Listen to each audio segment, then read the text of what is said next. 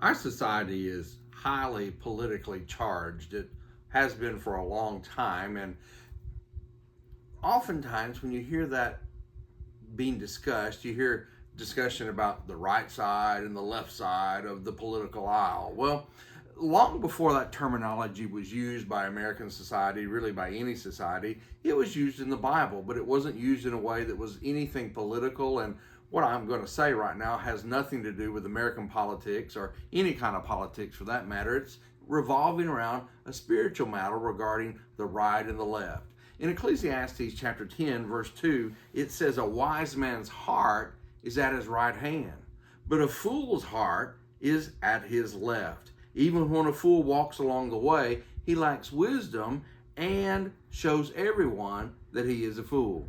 When you think about what the text is saying here, the usage of the words right and left here, in that culture, those many centuries ago when Solomon wrote, the word right had a meaning that was associated with honor. In fact, we think about Jesus being portrayed now and described now as being at the right hand of God.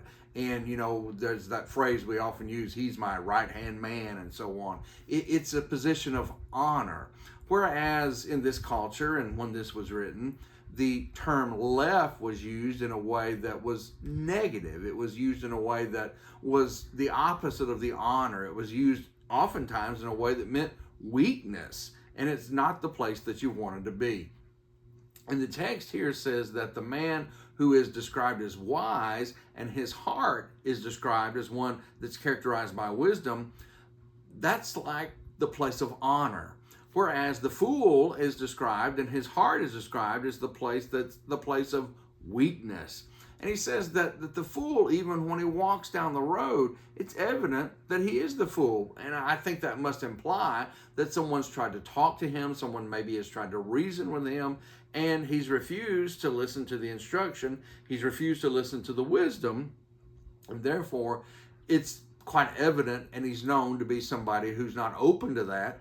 And he's going to be a fool then, and a fool now, and a fool still down the road.